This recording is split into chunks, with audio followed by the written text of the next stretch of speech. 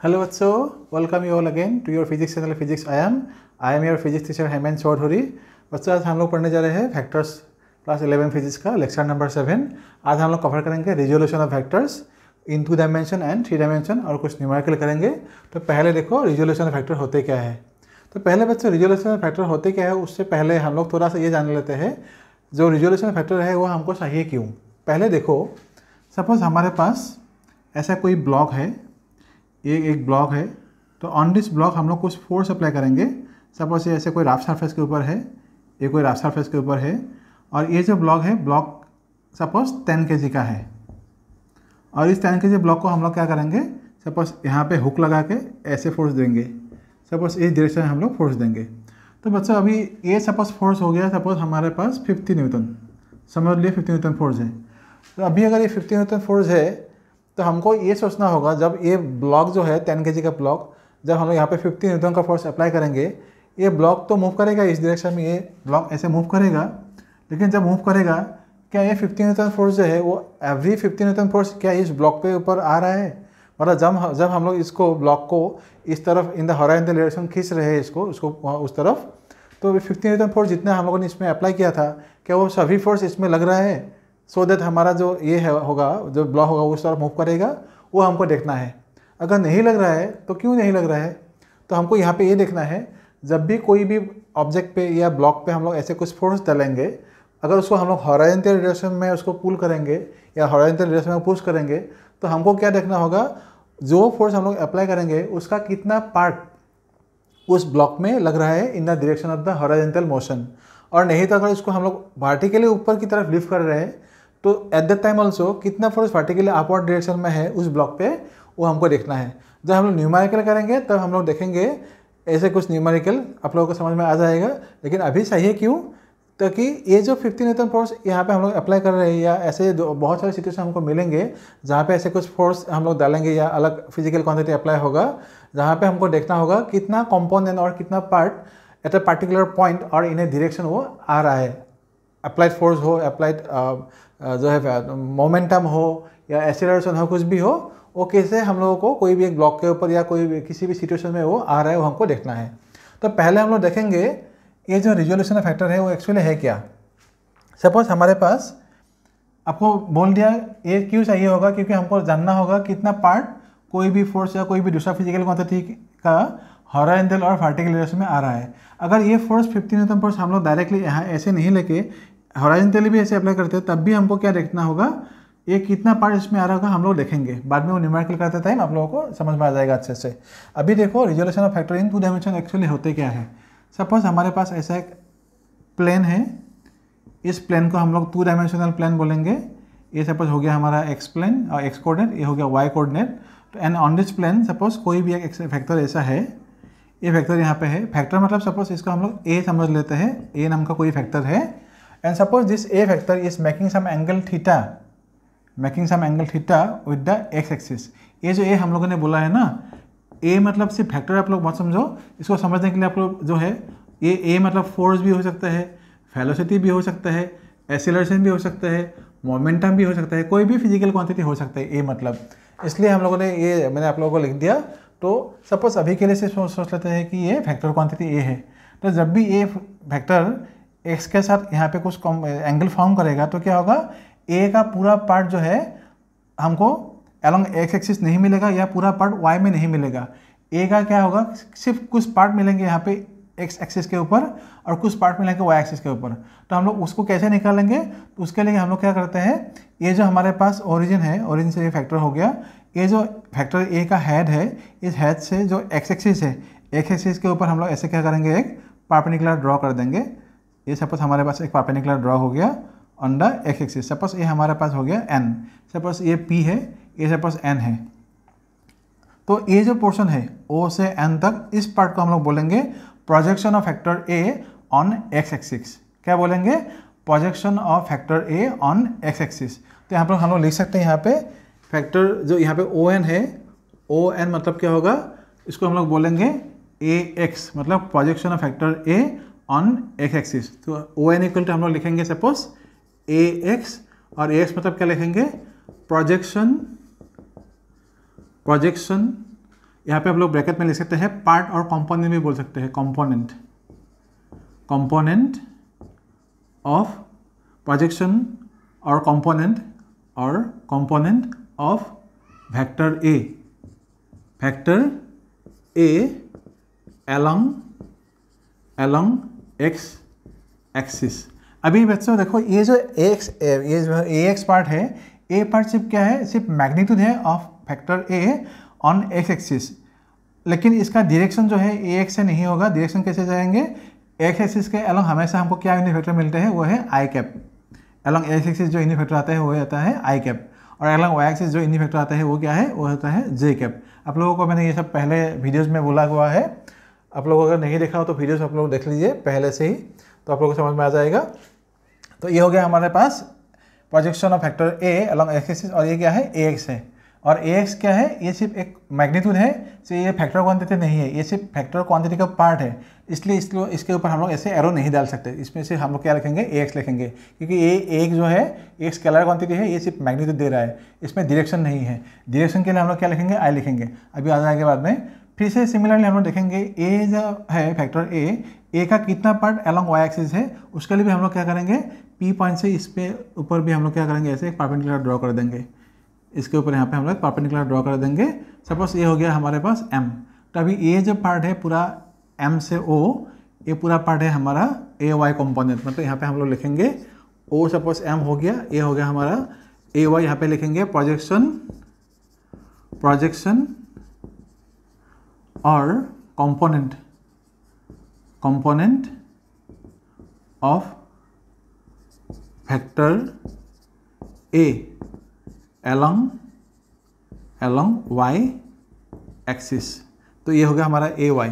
मतलब क्या है, अभी हम लोग देखेंगे ओ एन पी एम में अगर हम देखेंगे, ये जो फैक्टर ए था, ए पार्ट क्या है, यहाँ से यहाँ तक ये फैक्टर ए एक्स है, तो इसलिए हम लोग क्या कर देंगे, ओ से एन तक ये पार्ट है हमारा एक फैक्टर, और एन से पी तक, नहीं तो हम लोग बोल सकते हैं ओ से एम तक ये भी हमारा एक पार्ट है, फैक्टर है ये ओ से एम तक।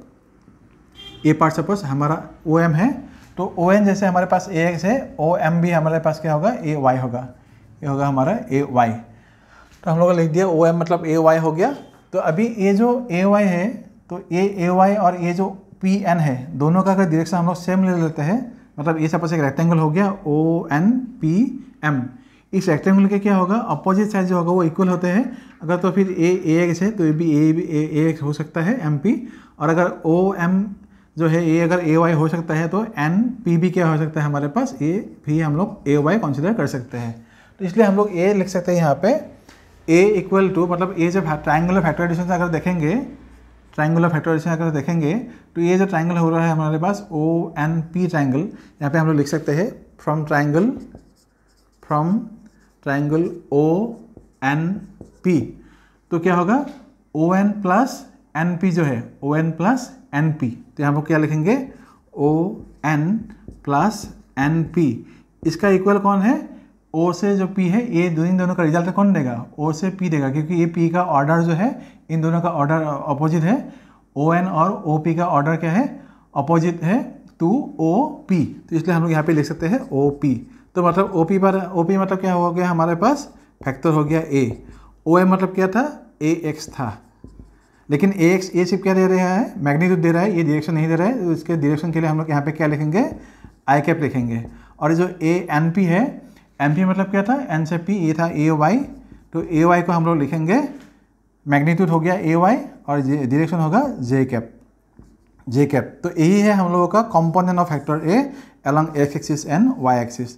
आप लोगों को समझ में आ गया होगा कंपोनेंट हम लोग कैसे निकालते हैं। मतलब क्या है, फैक्टर ए का जो कंपोनेंट है अलॉन्ग ए एक्सिस वो है ए एक्स, और अलॉन्ग वाई एक्सिस वो है ए वाई। तो यहाँ पे हम लोग लिखेंगे A x plus A Y, A x I cap plus A Y J cap. तो ये हो गया हम लोगों का कंपोनेंट। अभी ये जो ए एक्स है, अगर ए एक्स का जो हमको वैल्यू निकालना है, वो वैल्यू कैसे हम लोग निकालेंगे, सपोज क्या होगा, ये सपोज ट्राइंगल फिर से हम लोग देखेंगे ओ एन पी से, यहाँ पे लिख सकते हैं हम लोग from triangle O N P, ये इसका वैल्यू चाहिए ना हम लोग, तो क्या कर सकते हैं इसको, ये हो गया हम लोग का थीटा के फ्रंट पर ये हो गया परपेंडिकुलर, ये हो गया बेस। तो यहाँ पे हम लोग क्या ले सकते हैं, ए एक्स बाई ए, मतलब base by hypotenuse equal to क्या होते हैं, कॉस थीटा होता है, तो यहाँ पे हम लोग लिखेंगे कॉस थीटा। मतलब क्या होगा हमारे पास ax equal to a cos theta हम लोग लिख सकते हैं। सिमिलरली ay बाई a मतलब क्या आएगा, यहाँ पे हम लोग लिख सकते हैं ay बाई a मतलब परपेंडिकुलर बाई हाइपोटेन्यूज। तो y बाई a कितना आएगा यहाँ पे आएगा साइन थीटा। ये हो गया साइन थीटा, मतलब हम लोग क्या लिख सकते हैं ay equal to a sine theta. अभी बच्चा देखो ax कॉम्पोनेंट था, इसका वैल्यू नहीं था, ये हो गया a cos थीटा, और ay कॉम्पोनेंट था, ay वैल्यू नहीं था, ये कॉम्पोनेंट था, इसका वैल्यू है a साइन थीटा। इसको हम लोग जब न्यूमेरिकल करेंगे आप लोगों को समझ में आ जाएगा।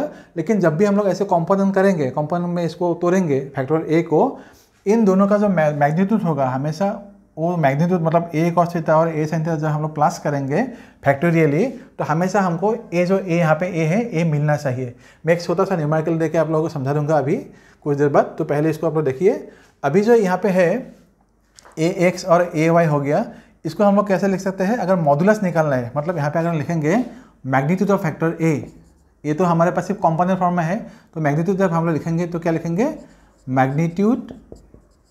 Magnitude of factor a। तो इसको कैसे निकालेंगे, हम लोग यहाँ पे देंगे ये मॉडुलस सिंबल a, और ax और ay वो दोनों देखे आप लोगों ने परपेंडिकुलर है, दोनों ax और ay दोनों परपेंडिकुलर है, इसलिए डायरेक्टली हम लोग यहाँ पे क्या ले सकते हैं, इन प्लस ऑफ ax हम लोग यहाँ पे लिखेंगे ax स्क्वायर, और ay के लिखे हम लोग लिखेंगे यहाँ पे ay स्क्वायर। अगर इन दोनों पार्ट में हमारे ax और ay जो है, यहाँ पे अगर हम लोग ये वैल्यू पुट कर देंगे, देखो ax cos theta in plus of ax, और ay के जगह पे अगर हम लोग a sin थीटा यहाँ पे पुट कर देंगे तो हमको क्या मिल जाएगा, a ही मिल जाएगा। तो आप लोग को पता ही होगा, आप लोग देखिए ये क्या है, ax के जगह पे हम लोग लिखेंगे a cos थीटा, यहाँ पे आ जाएगा a cos थीटा, अगर होल स्क्वायर यहाँ पे करेंगे, प्लस यहाँ पे फिर से क्या आ जाएगा a sin थीटा आएगा, यहाँ पे भी अगर होल स्क्वायर करेंगे तो फाइनली हमको क्या मिलेगा, इधर a मिल जाएगा हम लोगों को a स्क्वायर, इनसे ब्रैकेट आ जाएगा cos square plus sine square theta, और इक्वल टू 1 आएगा। तो इसके लिए हम लोग सिर्फ a स्क्वायर लिखेंगे तो फाइनली क्या आएगा a आएगा, मतलब मॉडुलस ऑफ a हमको क्या मिल गया, a मिल गया। तो ऐसे ही हम लोग क्या होते हैं, जब कॉम्पोनेंट फॉर्म में कोई भी ऐसे फैक्टर दिए होंगे उसका मॉडुलस हम लोग कैसे निकालते हैं, ऐसे निकालते हैं। तो इसका कुछ मैं एक दो न्यूमेरिकल आप लोगों को देके समझा देता हूँ अभी। तो बेसिकली जो फैक्टर रिजोल्यूशन है इन 2 डायमेंशन, इतना ही पार्ट आप लोगों को समझ में आने से हो जाएगा। और ये क्या है, factor dimension resolution factor in 2 dimension, इसलिए और ऐसे भी बोला जा सकता है factor resolution in a plane. तो प्लेन मतलब ऐसे XY प्लेन हो सकता है, नहीं तो YZ हो सकता है, नहीं तो ZX प्लेन भी हो सकता है, हम लोग ऐसे करेंगे। और यहाँ पे एक इंपॉर्टेंट पॉइंट यहाँ पे हम लोग लिख के देते हैं, ये जो फैक्टर A था, A फैक्टर जिस एक्सिस के साथ एंगल बनाएगा अलॉन्ग दैट एक्सिस क्या होगा, उस फैक्टर का कॉस कंपोनेंट रहेगा। मतलब हमेशा ये ज़रूरी नहीं है कि कॉस कंपोनेंट हमेशा सिर्फ एक एक्सिस में रहेगा, ये Y में भी हो सकता है। अगर फैक्टर A Y के साथ कुछ एंगल बनाएगा, मतलब हम लोग यहाँ पे ऐसे भी बोल सकते हैं, सपोज हमारे पास ये फैक्टर हो गया A, ये सपोज फैक्टर A हो गया, फैक्टर A यहाँ पे x axis, A y axis, अगर थीटा जो है, थीटा अगर यहाँ पे होगा तो हम लोग क्या बोल सकते हैं, तभी इन दिस केस हम लोग क्या बोल सकते हैं, यहाँ पे A अभी x यहाँ पे होगा, क्या होगा ax होगा, और यहाँ पे होगा ay। जैसे हम लोगों ने पहले प्रोजेक्शन लिया था, ये था ax प्रोजेक्शन और ये था ay प्रोजेक्शन, ये था ay प्रोजेक्शन। तो इन दिस केस क्या होगा, क्योंकि यहाँ पे अभी फैक्टर a ने a जो है एक्सिस y के साथ एंगल बनाया हुआ थीटा, तो इसलिए हम लोग यहाँ पे क्या ले सकते हैं, A Y by A equal to क्या आएगा, ए थीटा के फॉर्म पे ये होगा परपेंडिकुलर और ये होगा बेस। सपोज ये पॉइंट P हो गया, तो थीटा के फॉर्म पे ये होगा परपेंडिकुलर, ये होगा बेस और ये होगा हाइपोटेन्यूस। तो हम लोग क्या लिखेंगे, बेस बाई हाइपोटेन्यूस, मतलब A Y by A equal to क्या आएगा, यहाँ पे कॉस थीटा आएगा। तो हम लोग क्या लिखेंगे इस केस में, A Y equal to A cos theta आएगा, और similarly A X by A क्या आएगा, यहाँ पे साइन थीटा आएगा। तो हम लोग क्या लिखेंगे, A X equal to A sine theta लिखेंगे। मतलब जो फैक्टर था, फैक्टर जिस एक्सिस के साथ एंगल फॉर्म करेगा अलॉन्ग दैट एक्सिस ओनली जो होगा हमारे पास कॉस कंपोनेंट होगा, और जो बाकी दूसरा एक्सिस होगा उसके थ्रू क्या जाएगा, साइन कंपोनेंट जाएगा। तो ये आप लोग पॉज करके लिखिए, मैं इसके ऊपर एक दो न्यूमेरिकल देके और थोड़ा सा कॉन्सेप्ट क्लियर कर देता हूँ आप लोगों को। इसको पॉज करके लिखिए। वैसे भी यहाँ पे देखो रिजोल्यूशन फैक्टर में जो पार्ट यहाँ पे रह गया था, ये था फैक्टर ए जो है एंगल थीटा बना रहा है अलॉन्ग एक्स एक्सिस। तो ये जो कंपोनेंट हम लोग के पास होगा ए वाई बाई ए एक्स, जो एंगल हम लोग लाएंगे अभी, वो एंगल कितना आएगा, ए वाई मतलब क्या था, ए साइन थीटा था, ए एक्स मतलब कितना था, ए कॉस थीटा था। इसलिए हम लोग यहाँ पे ऐसे लिख सकते हैं, यहाँ पे ए कैंसिल हो जाएगा, sine theta by cos theta मतलब क्या आएगा, टेन थीटा आएगा। तो टेन थीटा इक्वल टू क्या आएगा, A Y by A X. तो यहाँ पे हम लोग क्या लिखेंगे, theta equal to tan inverse of A Y by A X. तो ऐसे हम लोग क्या लेंगे, एंगल ऑफ द रिजल्टेंट लेंगे, तो ऐसे निकालेंगे ए वाई बाई ए एक्स। अगर ये जो फैक्टर यहाँ पे ऐसे है अभी, इसको हम लोग कैसे लिखेंगे, अगर उल्टा हो जाते हैं, ए सपोज ऐसा हुआ, सपोज फैक्टर ए यहाँ पे है, फिर से एंगल आएगा थीटा इधर, तो यहाँ पे आएगा एक्स एक्सिस, ये होगा वाई एक्सिस, ये आप लोगों का आएगा ए एक्स, यहाँ पे आएगा A Y. In this case क्या आएगा, तो इसको हम लोग अगर कॉम्पोनेंट फॉर्म में लिखेंगे तो कैसे लिखेंगे, ए इक्वल टू यहाँ पे आएगा A x I cap plus A Y J cap.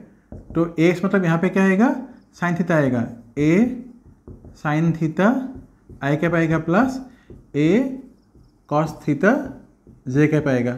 इस पार्ट का जो पहले वाला पार्ट है वहाँ पे आप लोग देख लीजिए, तो यहाँ पे हो गया। और इसके लिए हम लोग जो एंगल निकालेंगे वो एंगल कितना आएगा, इस कंडीशन में ए वाई इक्वल टू हमको क्या मिला है, A Y by A X, मतलब क्या आएगा, A cos theta by A sine theta.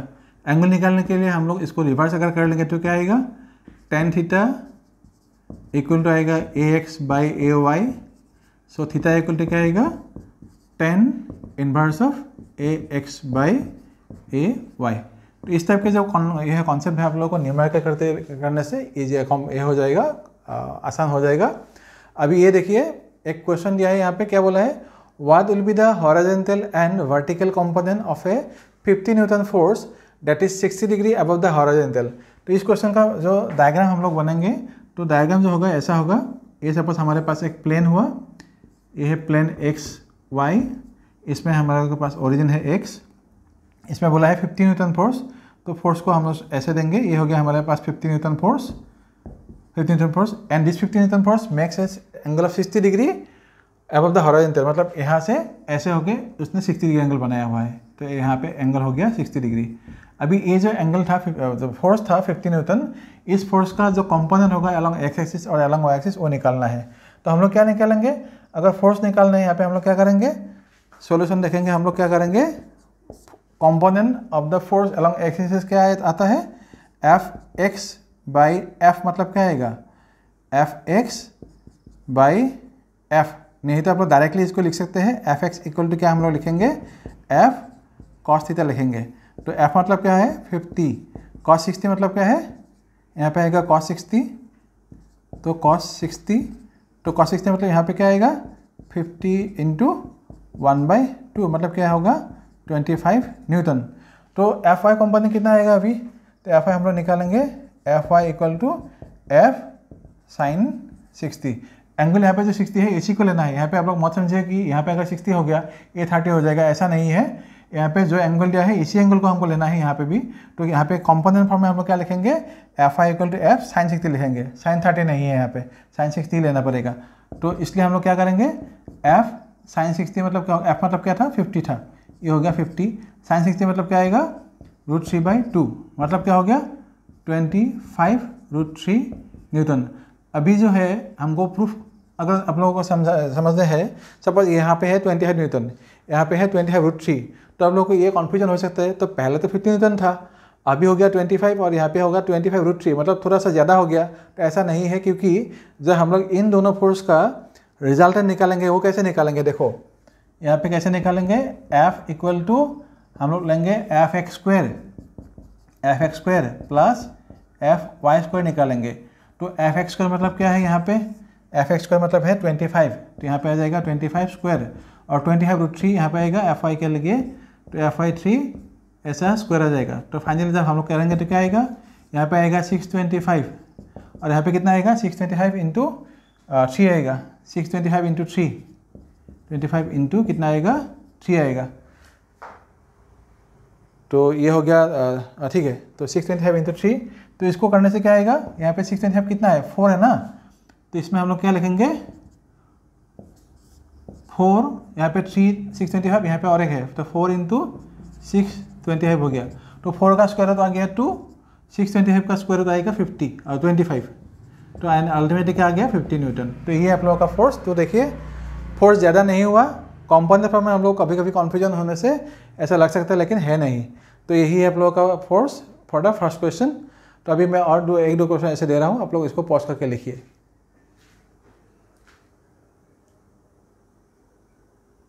वैसे भी इस क्वेश्चन को देखो, find the unit vector parallel to the resultant of vectors a equal to i plus 4j cap and comma b equal to 3i cap minus 5j cap.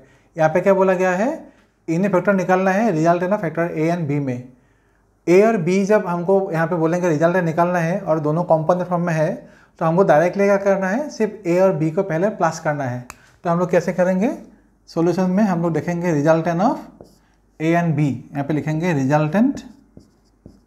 Resultant of a and b is, कैसे निकालेंगे, r equal to यहाँ पे i cap, मतलब यहाँ पे लिखेंगे r equal two factor a plus factor b।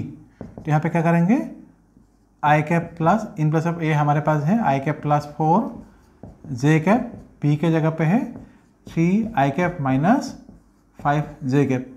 ये हो गया हमारे पास 3 प्लस 1 4, मतलब जो सिमिलर फैक्टर होगा i मतलब जो x एक्सिस में होगा वो क्या होगा 3i कैप और i कैप। तो इसलिए हम लोग क्या करेंगे 3 प्लस 1, तो यहाँ पे क्या होगा 4i कैप, और यहाँ पे क्या है अलग y एक्सिस 4j कैप और माइनस 5j कैप है, तो 5 और 4 माइनस करने से क्या आएगा माइनस j कैप आएगा। ये हो गया हम लोग का फैक्टर r। अभी क्या बोला गया था, पैरेलल टू द रिजल्ट, मतलब ये तो रिजल्ट मिल गया, इसका पैरेलल फैक्टर अभी निकालना है। वो कैसे निकाला जाता है बच्चों, समझो कोई भी फैक्टर जो हमको दिया होगा उस फैक्टर पैरेलल फैक्टर कौन होता है, उस फैक्टर का जो यूनिट फैक्टर होगा वो यूनिट फैक्टर एक गिवन फैक्टर का पैरेलल फैक्टर होते हैं। तो आप लोग नोट के हिसाब से यहाँ पे लिख सकते हैं conceptual point, the unit factor of a given factor, the unit factor of a given factor is parallel to the given factor. मतलब जब भी कोई भी फैक्टर दिया होगा उसका यूनिट फैक्टर हम लोग पूछेंगे, तो क्या करना है, उस फैक्टर का यूनिट फैक्टर निकालने से हमको मिल गया आंसर। तो unit factor of a given factor is parallel to the given factor. यहाँ पे r मतलब क्या था, ये था, तो r का यूनिट फैक्टर कैसे निकालेंगे, r कैप इक्वल टू क्या आएगा, given factor by modulus of the given factor, मतलब ऐसे निकालेंगे। तो यहाँ पे r मतलब क्या है हमारे पास 4i कैप है, और j कैप मतलब यहाँ पे j कैप हो गया, और r के जगह पे हम लोग यहाँ पे क्या लिखेंगे, सिर्फ कंपोनेंट में जो है i के जगह पे क्या है, यहाँ पे क्या है 4i कैप, मतलब i कैप का जो कोफिशिएंट है उसको यहाँ पे लिखना है, वो होगा 4 स्क्वायर प्लस यहाँ पे हमेशा प्लस देना, उसके बाद यहाँ पे क्या है -1 है, तो यहाँ पे हम लोग लिखेंगे -1 होल स्क्वायर, मतलब क्या आ जाएगा 4 4 16 प्लस 1, यहाँ पे आ जाएगा 17। तो क्या आएगा 4i cap minus j cap by जो हमारे पास होगा 17। This is the required factor, मतलब r कैप जो होगा parallel factor, this parallel factor is along the direction of this r। तो ये हम लोगों का आंसर। इसको पॉज करके लिखिए। अभी मैं 3 डायमेंशनल फैक्टर रिजोल्यूशन वो आप लोगों को सिखाने जा रहा हूँ, इसको पॉज करके लिखिए। बच्चे यहाँ पे देखो resolution of factor in 3 dimension, मैं बहुत ही इजी तरीके से आप लोगों को समझा रहा हूँ। इसको देखिए, सपोज हमारे पास अभी पहले 2 एक्सिस था, यहाँ पे अभी हमारे पास होगा 3 एक्सिस, 3 डायमेंशन बोला है ना, इसलिए हमको यहाँ पे 3 एक्सिस लेना है। ये सपोज हमारे पास हो गया एक्स एक्सिस, ये हो गया वाई एक्सिस, और ये हो गया जेड एक्सिस, और सपोज ये फैक्टर ए है, ये है हमारे पास फैक्टर ए। ये फैक्टर जो है एक्स एक्सिस के साथ जो है वो सपोज अल्फा एंगल यहाँ पे बना रहा है, alpha angle along Y axis, मतलब वाई एक्सिस के सपोज ये एंगल बना रहा है बीटा, और सपोज जेड एक्सिस के साथ जो है इसका एंगल है सपोज गामा। मतलब जो फैक्टर ए है एक्स वाई जेड तीनों एक्सिस के साथ यहाँ पे क्या हो रहा है, एंगल फॉर्म कर रहा है। तो इस कंडीशन में हमको देखना क्या है, आप लोगों को थोड़ा सा मैं हेल्प करके दे देता हूँ, देखेंगे।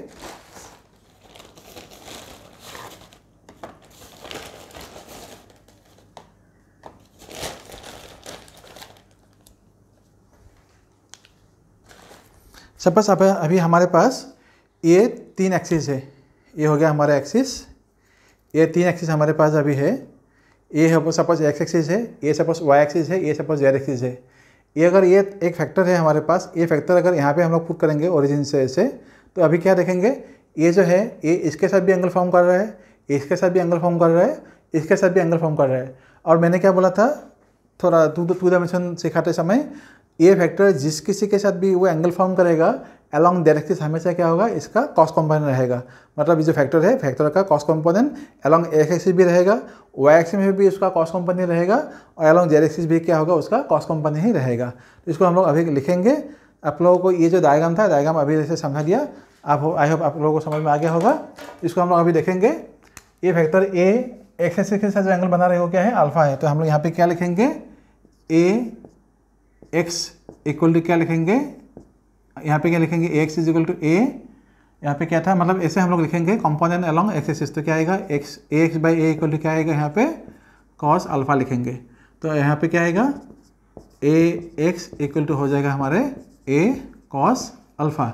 उसके बाद ए वाई बाई ए क्या आएगा, इसमें एंगल क्या हो रहा है, बीटा आ रहा है, तो यहाँ पे हम लिखेंगे कॉस बीटा। तो यहाँ पे आएगा A Y equal to A cos beta. और यहाँ पे हम लोग क्या लिखेंगे, A Z by A equal to आएगा कॉस गामा। तो यहाँ पे आ जाएगा A Z equal to A cos gamma. तो अभी हमको ये क्या मिल गया, जो कंपोनेंट था ए एक्स ए वाई ए जेड हो गया। अलॉन्ग एक्स एक्सिस ये जो है यहाँ पे आएगा ए एक्स, यहाँ पे है आप लोगों का ए वाई, यहाँ पे ए जेड। तो इन सब का वैल्यू तो हमको मिल गया इधर, लेकिन डायरेक्शन नहीं मिला। तो डायरेक्शन आएगा आई कैप, यहाँ पे आएगा जे कैप, और यहाँ पे आएगा अलॉन्ग एक्स एक्सिस ये आएगा के कैप। तो कंपोनेंट फॉर्म में अभी जो है इस फैक्टर हम लोग कैसे लिखेंगे कंपोनेंट फॉर्म में, उसको हम लोग लिखेंगे ऐसे। फैक्टर ए इक्वल टू आएगा A x I cap plus A Y J cap plus A Z के कैप। ये हम लोग का कंपोनेंट फॉर्म। और अगर हम लोग ए एक्स इन सब को वैल्यू यहाँ पे पुट करना है तो हम लोग कर सकते हैं। यहाँ पे ये हो गया हम लोग का कंपोनेंट फॉर्म में। सपोज ये हो गया इक्वेशन नंबर 1। तो इसको अगर हम लोग लिखेंगे, सपोज फैक्टर ए का मॉड्यूलस चाहिए या मैग्नीट्यूड चाहिए, तो कैसे करेंगे, ए के जगह पे हम लोग पहले इसको लिखेंगे। इसको क्या लिखेंगे, ए कॉस अल्फा आई कैप, यहाँ पे आएगा A cos beta J cap, और यहाँ पे क्या लिखेंगे, ए कॉस गामा के कैप। अभी अगर मॉड्यूलस ऑफ ए चाहिए और मैग्नीट्यूड चाहिए फैक्टर ए का, तो हम लोग क्या करेंगे, modulus of factor A, modulus यहाँ पे लिखेंगे, और मैग्नीट्यूड ऑफ वेक्टर ए। इसको कैसे लिखेंगे, यहाँ पे पहले जैसे आप लोगों को बोला था, सिर्फ मॉड्यूलस देना है यहाँ पे, और राइट साइड में अंदर स्क्वायर क्या लिखेंगे, आई को छोड़ के बाकी जो पार्ट था कोफिशिएंट ऑफ आई कैप और coefficient of J cap, coefficient of के कैप, यहाँ पे आपको लिखना है। तो क्या लिखेंगे यहाँ पे, के यहाँ पे क्या था, ए एक्स स्क्वायर था, ए वाई स्क्वायर, और यहाँ पे हम लोग क्या लिखते हैं, ए जेड स्क्वायर लिखते हैं। मतलब अगर 3 डायमेंशन होगा तो 3 कंपोनेंट को यहाँ पे ऐसे लिखना होगा। अभी यहाँ पे क्या करेंगे, ए एक्स के जगह पे लिखेंगे ए कॉस अल्फा, यहाँ पे हो गया होल स्क्वायर, प्लस यहाँ पे क्या आएगा, ए कॉस बीटा, यहाँ पे आएगा होल स्क्वायर, प्लस क्या आएगा, A cos gamma whole square. तो अभी यहाँ पे अगर हम लोग देखेंगे, ए स्क्वायर को हम लोग यहाँ पे कॉमन ले सकते हैं। मतलब ए स्क्वायर अगर कॉमन लेंगे सभी से तो क्या आ जाएगा, ए बाहर आ जाएगा, अंदर क्या रहेगा, यहाँ पे रहेगा हमारे पास cos square alpha plus cos square beta plus cos square gamma आ जाएगा। यहाँ पे ऑलरेडी हमारे पास ए था, तो अगर बोथ साइड हम लोग स्क्वायर कर देंगे तो हम लोग क्या मिलेंगे, यहाँ पे आ जाएगा ए, यहाँ पे आ जाएगा ए स्क्वायर, ये भी क्या हो जाएगा हमारे पास ए स्क्वायर, और यही रहेगा हमारे पास, यहाँ पे आएगा इन सब ब्रैकेट रहेगा cos square alpha plus cos square beta plus cos square gamma.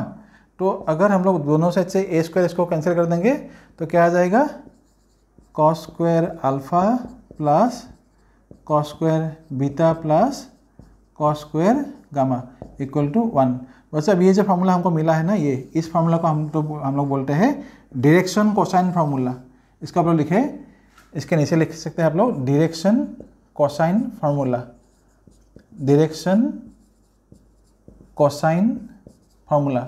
मतलब कोई भी चीज़ अगर स्पेस में रहेगा तो उसमें अगर सपोज हमारे पास 2 एक्सिस दिया होगा, थर्ड एक्सिस के साथ उसको कोई भी होगा, बार्ड हो सकता है, कोई भी ऑब्जेक्ट हो सकता है, थर्ड एक्सिस के साथ उसका कंपोनेंट कितना हो सकता है, उसका एंगल कितना हो सकता है, वो सब निकालने के लिए हमको ये डायरेक्शन कोसाइन फार्मूला चाहिए होगा। मतलब कोई भी ऑब्जेक्ट स्पेस में अगर उड़ रहा होगा, वो फ्लाई कर रहा है, तो क्या होगा, दो एक्सिस के बारे में हमको दिया होगा, थर्ड एक्सिस का जो मैग्नीट्यूड होगा या थर्ड एक्सिस का जो एंगल होगा विद द हॉरिजॉन्टल वर्टिकल कुछ भी हो, वो निकालने के लिए हम लोग ये फॉर्मूला हम लोग बाद में यूज़ करेंगे। इस फॉर्मूला का और एक दूसरा फॉर्म है, अगर हम लोग देखेंगे तो यहाँ से हम लोग क्या कर सकते हैं, ये जो पोर्शन है अभी इसको हम लोग यहाँ पे लिखेंगे, in place of cos square alpha हम लोग क्या लिख सकते हैं यहाँ पे, यहाँ से थोड़ा सा एक्सटेंड करके मैं यहाँ पे लिख देता हूँ। कॉस स्क्वायर अल्फा मतलब क्या आएगा, 1 माइनस साइन स्क्वायर अल्फा हम लोग लिख सकते हैं। सिमिलरली कॉस स्क्वायर बीटा मतलब क्या लिख सकते हैं हम लोग, 1 माइनस साइन स्क्वायर बीटा लिख सकते हैं। और जेड के लिए लिखेंगे 1 minus sine square gamma equal to, पहले से हमारे पास 1 है। अभी अगर हमारे यहाँ पे क्या है, 1 प्लस 1 प्लस 1 3 है, उस तरफ 1 है, वो यहाँ पर ले जाएंगे तो क्या आएगा, यहाँ पे आएगा minus sine square alpha plus sine square beta plus sine square gamma equal to होगा -2, ये होगा 1, इस तरह 1 प्लस 1 प्लस 1 3, उस तरफ जाने से क्या आएगा -2। मतलब दोनों तरीके से हर साइड से हम लोग ये कैंसिल करने से क्या आएगा, sine square alpha plus sine square beta plus क्या आएगा, sine square gamma equal to 2 आएगा। तो कभी कभी ये फार्मूला भी हमको यूज़ करना पड़ता है, तो अलग अलग न्यूमेरिकल में इसको भी आप लोग देख लीजिए, जो फार्मूला, ये दोनों फार्मूला। तो बेसिकली इतना ही था हमारे पास, जो 3 डायमेंशनल कंपोनेंट है, resolution of factors in 3 dimension, ये आप लोगों को आने से हो जाएगा। और कुछ न्यूमेरिकल करने से आप लोगों को समझ में आ जाएगा क्या है, इतना सी आप लोग अच्छे से समझ लीजिए, इसको रिवर्स कीजिए, अच्छे से लिखिए। तो ये हो गया। अभी मैं कुछ न्यूमेरिकल ले रहा हूँ, इसके ऊपर भी इसको पॉज करके लिखिए।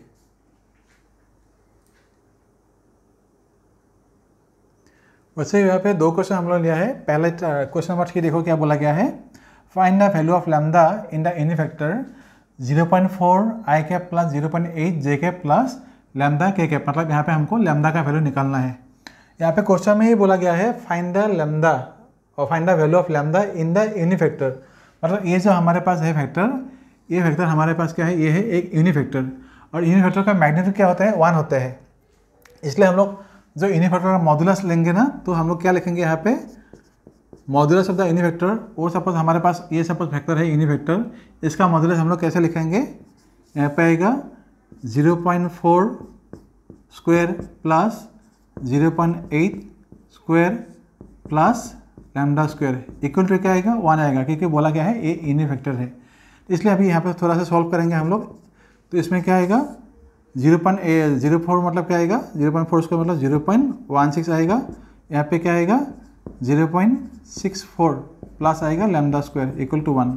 बोचा अगर हम लोग स्क्वायर कर देंगे तो क्या आ जाएगा, ये हो गया हमारे पास लैम्डा स्क्वायर। ये करने से क्या आएगा, 4 प्लस 6, यहाँ पे आएगा 0.8।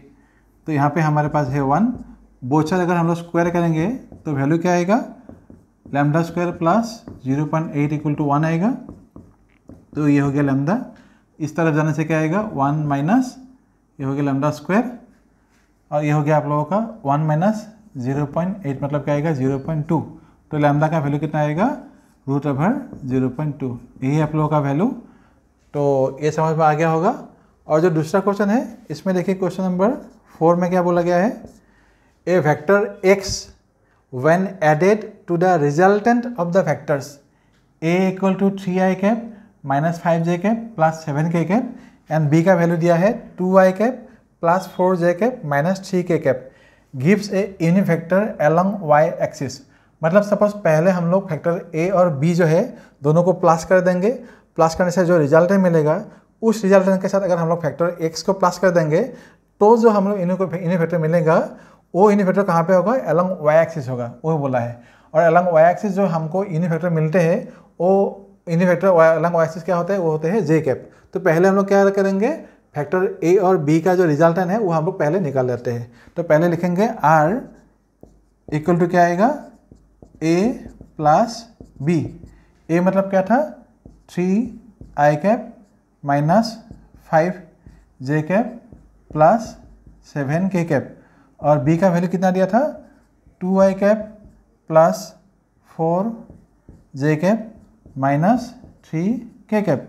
तो यहाँ पे इसलिए r का वैल्यू क्या मिलेंगे हमको, ये है 3 प्लस 2 हो गया 5, तो यहाँ पे लिखेंगे 5i कैप प्लस क्या आएगा -5 और +4, मतलब यहाँ पे आएगा -1 जे कैप, और यहाँ पे है +7 -3, मतलब क्या आएगा +4 के कैप। तो ये हो गया रिजल्टेंट। अभी अकॉर्डिंग टू क्वेश्चन क्या बोला है, इसके साथ जब हम लोग एक्स फैक्टर को प्लस करेंगे, हमारे पास जो फैक्टर होगा that will be along Y axis. तो वाई एक्सिस मतलब क्या होगा, वो क्या बोला है, यूनिट फैक्टर बोला है ना, तो along Y axis unit factor कौन सा होता है, जे कैप होता है। तो इसलिए हम लोग क्या करेंगे, according to question factor X when added with factor R gives a unit factor along Y axis, और अलोंग वाई एक्सिस क्या फैक्टर है, जे कैप होता है, जे कैप। तो इसलिए हम लोग यहाँ पे क्या लिखेंगे, हमको अभी चाहिए क्या, एक्स का वैल्यू चाहिए था, तो एक्स हम लोग यहाँ पे रख देंगे। यहाँ पे हमारे पास था जे कैप, माइनस क्या आएगा, आर कैप आ जाएगा। तो यहाँ पे हम लोग लिखेंगे जे कैप माइनस आर का वैल्यू जो भी था, इसको हम लोग साइन को चेंज कर रिवर्स करके यहाँ पे लिख देंगे। तो यहाँ पे आ जाएगा -5 A cap plus J cap -4 के कैप। तो इसका वैल्यू अभी क्या आ जाएगा, एक्स इक्वल टू, ये हो गया माइनस, पहले आई को लिखते हैं, यहाँ पे आएगा -5 आई कैप प्लस जे कैप, माइनस जे कैप कैंसिल हो गया, यहाँ पे रहेगा सिर्फ क्या, -4 के कैप। यहाँ पे हम लोग लिख सकते हैं ऐसे 0 जे कैप करके लिख सकते हैं, और यहाँ पे आएगा -4 कैप था ना, तो यहाँ पे हम लोग लिखेंगे -4 के कैप। तो यही है हम लोगों का रिक्वायर्ड फैक्टर, जो एक्स फैक्टर है उसका वैल्यू है इतना, -5 आई कैप प्लस 0 जे कैप -4 के कैप। ये आप लोगों का रिक्वायर्ड फैक्टर। तो आप लोग इसको पॉज करके लिखिए, मैं और एक क्वेश्चन दे रहा हूँ।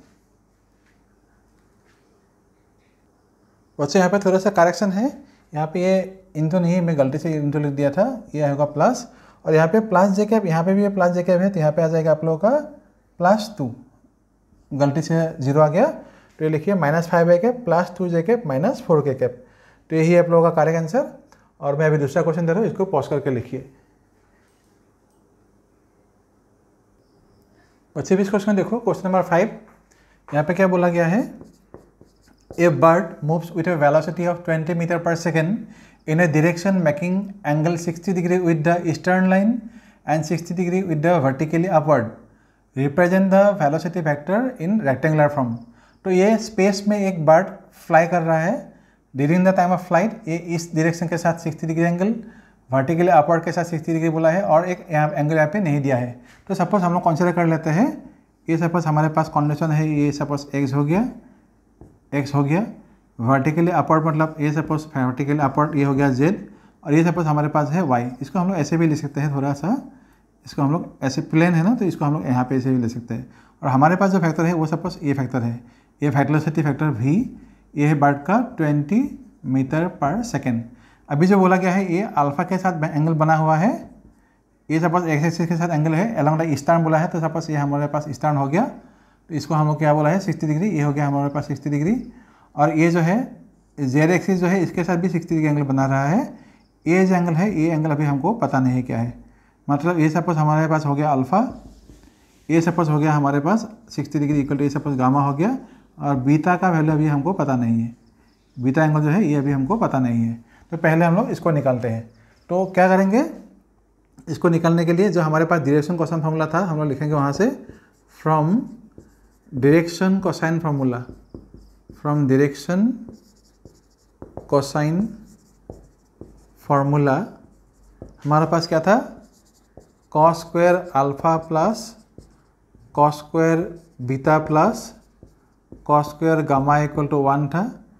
अभी कॉस अल्फा की जगह पे क्या लिखेंगे हम लोग, कॉस 60 यहाँ पे हो गया whole square, plus cos beta का वैल्यू हमको पता नहीं, वो निकालना होगा, और कॉस गामा का भी यहाँ पे क्या निकालेंगे, कॉस, यहाँ पे एंगल 60 डिग्री है तो यहाँ पे लिखेंगे कॉस 60 डिग्री, यहाँ पे आएगा होल स्क्वायर इक्वल टू 1। तो कॉस 60 का मतलब क्या होगा, हाफ मतलब स्क्वायर क्या आएगा 1/4, प्लस यहाँ पे है कॉस स्क्वायर बीटा, यहाँ पे भी है 1/4 प्लस 1 प्लस है 1, तो यहाँ पे क्या आएगा cos square beta equal to क्या आएगा 1/4 मतलब क्या होगा, हाफ हो गया, वो इस तरफ जाने से क्या आएगा, हाफ आ जाएगा, ये वैल्यू होगा हाफ। तो फाइनली क्या मिलेंगे, बीटा का वैल्यू क्या आएगा, यहाँ पे है 1/√2, बीटा का वैल्यू होगा कि क्या आएगा, यहाँ पे अगर हम लोग कॉस बीटा लेते हैं, कॉस बीटा मतलब क्या आएगा 1/√2 आएगा, तो कॉन बाय √2 मतलब क्या होगा कॉस 45। तो यहाँ पे हम लोग क्या लिखेंगे, बीटा इक्वल टू आ जाएगा एंगल 45 डिग्री। अभी क्वेश्चन में क्या बोला है, रिप्रेजेंट द वेलोसिटी फैक्टर, मतलब ये जो 20 मीटर पर सेकेंड था, इसको हम लोग जो हमारे पास मेन फॉर्मूला था 3 डायमेंशनल स्पेस का, उस फॉर्म में इसको लिखना है। तो हम लोग कैसे लिखेंगे, यहाँ पे क्या लिखेंगे, इन रेक्टेंगुलर फॉर्म, यहाँ पे लिखेंगे इन रेक्टेंगुलर फॉर्म, और यहाँ पे लिखेंगे, नहीं तो वेलोसिटी बोला है ना, velocity factor in rectangular form, therefore velocity factor in rectangular form क्या निकालेंगे, यहाँ पे आएगा हमारे पास cos स्क्वायर अल्फा प्लस, तो cos स्क्वायर अल्फा मतलब यहाँ पे एंगल का आएगा, cos अल्फा आएगा ना, cos alpha cos beta cos gamma आएगा अलॉन्ग एक्स एक्सिस। तो यहाँ पे हम लोग क्या लिखेंगे, अभी वेलोसिटी फैक्टर को आप लोग एक बार देखिए क्या होगा। मेरे पास हमारे पास जो फॉर्मूला था, उस फॉर्मूला को आप लोग याद कीजिए, क्या था फॉर्मूला, एक बार खुद से कोशिश कीजिए, मैं आप लोग आंसर दे रहा हूँ अभी। तो फॉर्मूला हमारे पास क्या था, यहाँ पे हम लोग लिखेंगे velocity factor v equal to v cos alpha i cap plus v cos beta J cap plus v cos gamma K cap. यहाँ पे आप लोगों को क्या था हमारे पास, a equal to a cos alpha i cap था, a cos beta J cap था और a cos gamma K cap था। तो यहाँ पे हम लोग सिर्फ वैल्यूज पुट कर देंगे। अभी v का वैल्यू है आप लोगों का 20, cos अल्फा मतलब क्या था, यहाँ पे क्या आएगा, cos अल्फा मतलब cos अल्फा अगर हम लोग रूट लेंगे क्या आएगा, 1/√2 आ जाएगा। यहाँ पे आएगा, देखेंगे cos स्क्वायर अल्फा मतलब क्या था, cos स्क्वायर अल्फा जो था, cos स्क्वायर यहाँ पे क्या था वैल्यू, cos स्क्वायर 60 था, इक्वल टू 1 था। तो cos अगर 60 लेंगे तो इसका वैल्यू क्या आएगा, cos स्क्वायर 60 का देखिए तो एक बार, यहाँ पे जो वैल्यू है वैल्यू आप लोग पुट करते जाइए, ये आएगा cos अल्फा इक्वल टू, देखिए एक बार, मैं नहीं बोलूँगा आप लोगों को, एक बार खुद से देखिए और क्या आएगा। अगर समझ में नहीं आ रहा तो यहाँ से हम लोग देख सकते हैं, यहाँ पे हम लोग थोड़ा सा कर सकते हैं। cos के लिए हम लोग क्या लिखेंगे, v cos alpha equal to क्या था, cos अल्फा इक्वल टू यहाँ पे क्या आएगा, जैसे हम लोगों ने लिया था a x/a था इक्वल टू cos अल्फा था ना, यहाँ पे हम लोग क्या लिखेंगे, ax equal to a cos alpha था हमारे पास। अभी ax मतलब यहाँ पर है हमारा v, तो a का वैल्यू है सपोज 20, cos अल्फा मतलब क्या होगा, ये जो वैल्यू है cos 60 होगा ना, यहाँ पे क्या आएगा cos 60 आएगा।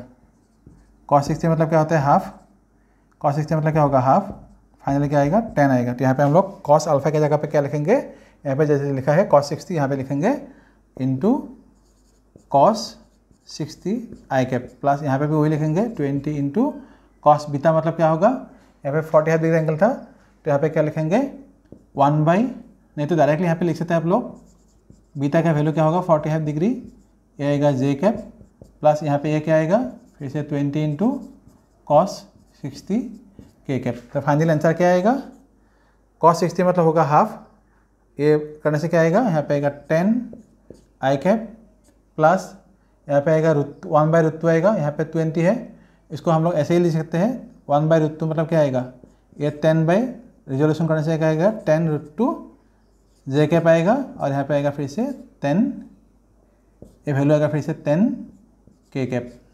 ये है आप लोगों का answer, velocity factor in rectangular form. ये आप लोगों को समझ में नहीं आया होगा, तो यहाँ पे मैं थोड़ा सा करके दिखा देता हूँ।